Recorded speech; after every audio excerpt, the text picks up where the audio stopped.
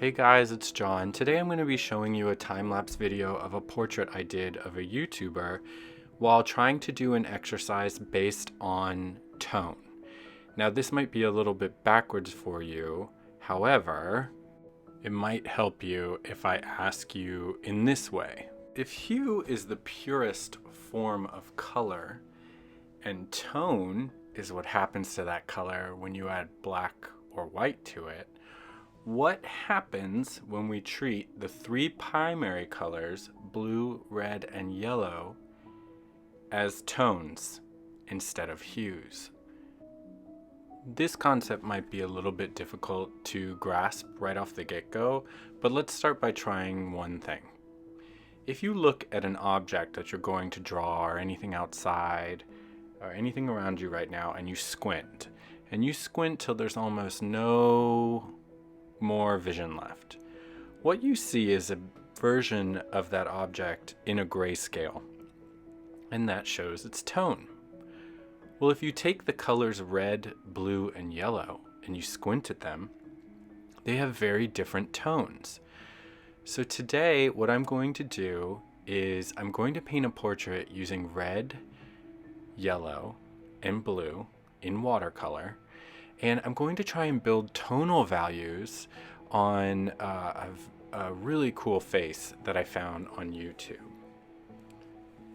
The person that I'll be painting today is a guy named Sal, and he works on a YouTube channel called Mind Pump TV. And I'll throw up a photo of his face.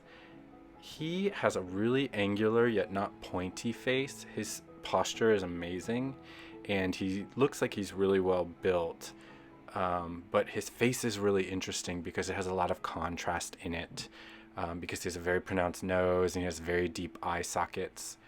The lighting in the video that I took the screenshot from was in a gym, and it was lit with fluorescent overhead lighting, so there was a dark cast shadow on him in the video. So I'm going to play with these shadows and this lighting by using yellow as my lightest color, red as my middle tone, and blue as my darkest tone. Now, notice I just said color there, but that's really not what we're going for here. Yellow will be my lightest tone. So remember, instead of painting something that's red as red in this image, you'll be painting something that's medium toned red, darker toned blue, and lighter toned yellow. And of course you can mix in between. This time I'm going to try and keep it from mixing too many greens or oranges or purples in this. I really want this to almost come off natural, but I'm still going with my impressionistic style. I'm only going to be using two brushes today. It's my Neptune flat brush and my number 6 Quill. And what you're going to see me do is build layer after layer after layer of tonal value to get some really strong dimension on his face. And what you'll notice is that I start very, very vaguely, and I'm still using very watered down colors. I'm using the Arteza solid 36 pan and the Arteza expert paper, the 100% cotton.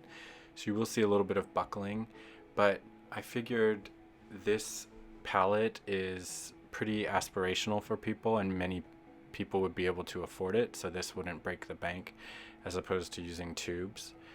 But if I were to do this again, I would use tube color because there was a lot of saturation that I missed out on.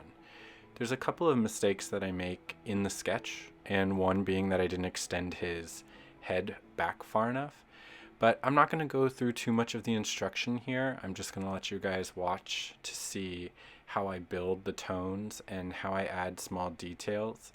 There is one point at the end where I stop myself from going too realistic with the hair and with the nose and things like that, because I don't want this to look like I'm trying to recreate the image. I just want to use the image for reference. So enjoy.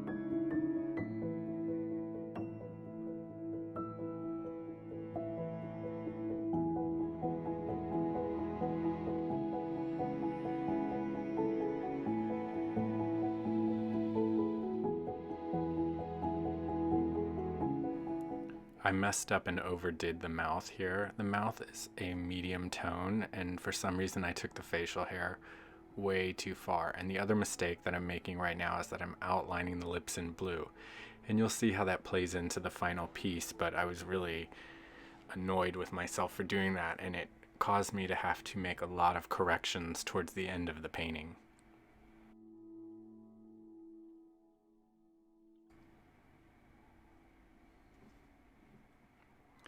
Sal isn't actually shirtless, obviously, in the photo, but I didn't want anything to distract from his face. So I went very gestural with the shading here. And as you can tell on his neck in the actual photo, there's not that much tonal value there. There is some bit of hue change, but I kind of fudged this based on my own knowledge, and I do have to alter his collarbones a couple times to make sure that he's turned in the right direction, because his posture is so good in the original photo. My painting had to also have great posture. So you'll see here I'm starting to do corrections on areas where I put way too much blue. And this can be very difficult because the blue is a staining blue.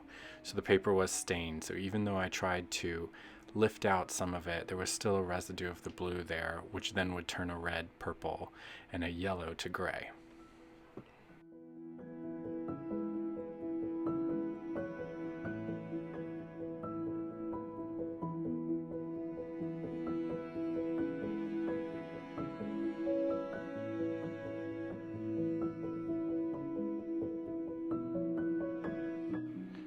We're at the halfway point now, and I need to critique this piece to prioritize what work I need to continue doing, what I need to stop working, and I also need to start considering the background.